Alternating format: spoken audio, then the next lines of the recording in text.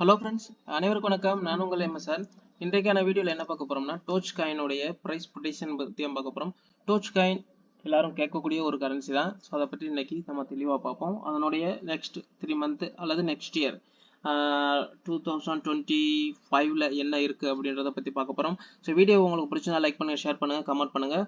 மேலும் கூட ஒரு பெல் ஐக்கான் வரும், அதையும் கிளிக் பண்ணிக்கோங்க. அப்போ தான் நாங்கள் அடுத்தடுத்து அப்லோட் பண்ணக்கூடிய வீடியோ உங்களுக்கு நோட்டிஃபிகேஷனாக வரும்.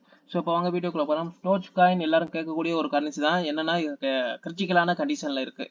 சோசியக்காரன் சொல்கிற மாதிரி கட்டம் சரியில்லையப்பா அப்படின்னு சொல்கிற மாதிரி தான். ஏன்னா ஒரு கரன்சி அப்படின்னா இந்த மாதிரி ஏற்ற இறக்கங்கள் இருக்கிறது தான் அது வந்து ஒரு ஆரோக்கியமான காயின்னு எல்லா இன்வெஸ்டர்ஸுமே சொல்லுவாங்க. ஸோ இந்த மாதிரி ஏற்ற இறக்கங்கள் கண்டிப்பாக இருக்கணும். அது ஒரு ஆரோக்கியமான காயின் கூட சொல்லலாம். ஆனால் இந்த மாதிரி ஏறிக்கிட்டே இருந்தால் அது எப்படி சார் ஆரோக்கியமான காயின் ஆகும்? இது வந்து ஹை ரிஸ்க்.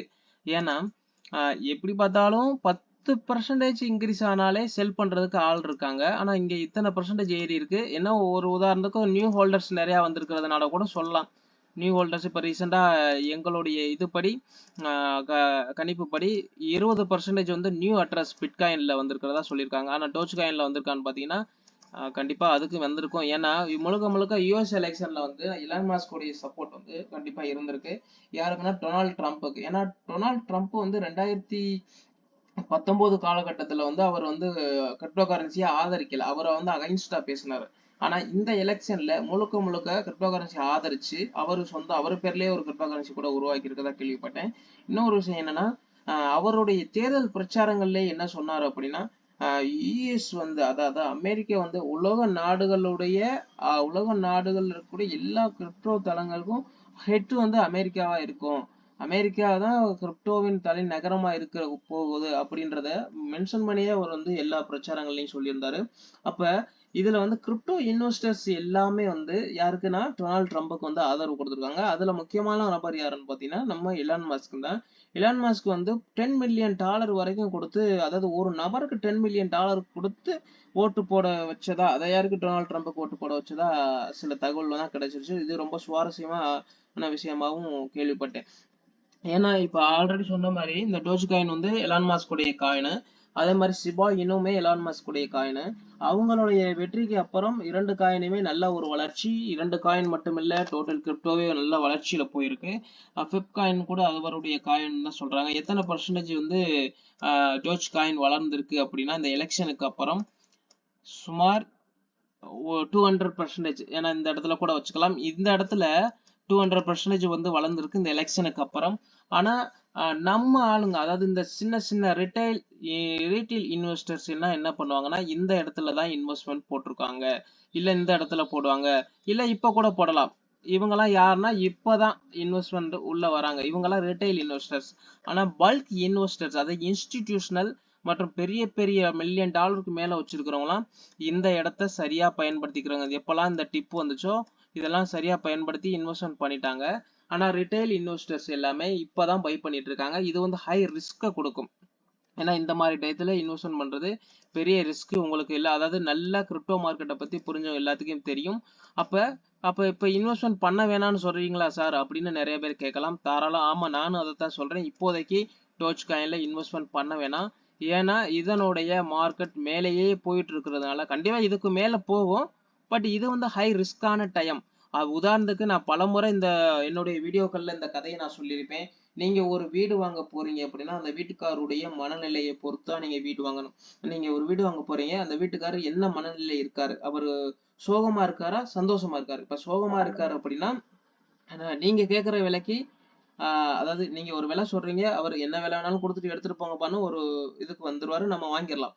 ஆனா அவர் சந்தோஷமா இருக்கும்போது நீங்க வீடு வாங்க போனீங்கன்னா அவர் சொல்ற விலைக்கு தான் நீங்க வாங்குற மாதிரி இருக்கும். ஏன்னா இந்த ரேட்டு தான்ப்பா வேணும்னா எடுத்துட்டு போ, இல்லைன்னா இருக்கட்டும்னு சொல்லிடுவாரு. அப்ப இந்த மார்க்கெட்லாம் எப்பெல்லாம் கீழே டவுனா வருதோ இதெல்லாம் வந்து மார்க்கெட் சோகமா இருக்கக்கூடிய டைம். இங்க யாருன்னா பெரிய பெரிய இன்வெஸ்டர்ஸும் கிரிப்டோவை பத்தி நல்லா புரிஞ்சுக்கிட்டவங்க, முதலீடு பற்றிய அனுபவம் இருக்கிறவங்க இந்த இடத்துல பை பண்ணிடுவாங்க. ஆனா இந்த முதலீடு பற்றிய அனுபவம் இல்லாதவங்க யாருன்னா கிரிப்டோ மார்க்கெட் நல்லா சந்தோஷமா மேல போயிட்டு இருக்கும்போது இந்த இடத்துல போய் இன்வெஸ்ட் போடுவாங்க. அது மிகப்பெரிய தவறு.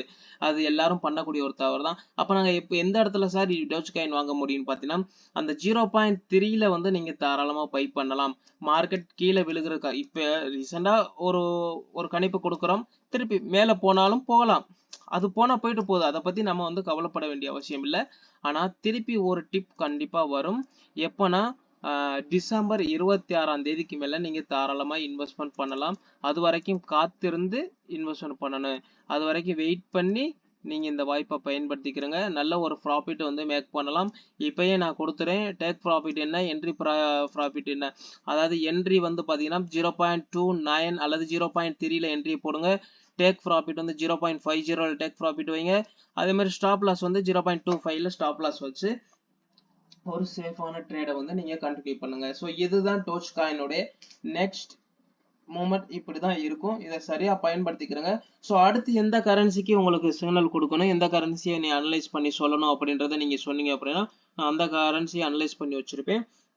ஸோ இந்த வீடியோ பிடிச்சுனா லைக் பண்ணுங்க, ஷேர் பண்ணுங்க. மேலும் கூட ஒரு பெல் ஐக்கான் வரும், அதையும் கிளிக் பண்ணிக்கிறேன். கூட ஒரு டிஸ்கிரிப்ஷன்ல என்னுடைய மொபைல் நம்பர் இருக்கு. நீங்க ஃப்ரீ சிக்னல் வேணும் அப்படின்னா நீங்க சாட் பண்ணுங்க. ஃப்ரீ சிக்னலுக்காக காத்திருங்க. ஏன்னா ஃப்ரீ சிக்னல் நிறைய பேருக்கு கொடுத்துட்டு இருக்கோம். அதுக்கு சில ரூல்ஸ் இருக்கு. அப்படின்னா நீங்க கண்டிப்பா ஃபைனான்ஸ் எக்ஸ்சேஞ்ச் இருக்கணும். இந்த ஃபைனான்ஸ் எக்ஸ்சேஞ்ச் பார்த்தீங்கன்னா எங்களுடைய ரெஃபரல் ஐடியில நீங்க ரெஜிஸ்டர் பண்ணிருக்கணும். உதாரணத்துக்கு நீங்க வாட்ஸ்அப் டிஸ்கிரிப்ஷன்ல வாட்ஸ்அப் நம்பர் இருக்கு, நீங்க சாட் பண்ணி ஃப்ரீ சிக்னல் மட்டும் கொடுங்க, நான் வந்து என்னுடைய ரெஃபரல் லிங்க் அனுப்புவேன். இல்ல உங்க பேர்ல ஆல்ரெடி ஃபைனான்ஸ் எக்ஸ்சேஞ்ச் இருக்கு அப்படின்னா வீட்டுல உள்ளவங்க யார் பேர்லயும் கேஒய்சி பண்ணி அந்த ஐடியில வந்து ட்ரேட் பண்ணுங்க. ஏன்னா புதுசா கேஒய்சி பண்ணி ட்ரேட் பண்றது உங்களுக்கு நல்லதுதான். ஏன்னா இன்னைக்கு ஜிஎஸ்டி டாக்ஸ் அது இதுன்னு சொல்லிட்டு நிறைய போட்டுட்டு இருக்காங்க. அதனால நியூ ஐடி ஒன்று ரெஜிஸ்டர் பண்ணி புதுசா ட்ரேட் பண்றதும் நல்லதுதான். ஸோ வேணுன்றவங்க அந்த மாதிரி யூஸ் பண்ணிக்கிறங்க. இது போன்ற வீடியோ தொடர்ந்து பார்க்கணும்னா சேனலை சப்ஸ்கிரைப் பண்ணிக்கோங்க. Thank you friends. தேங்க்யூ.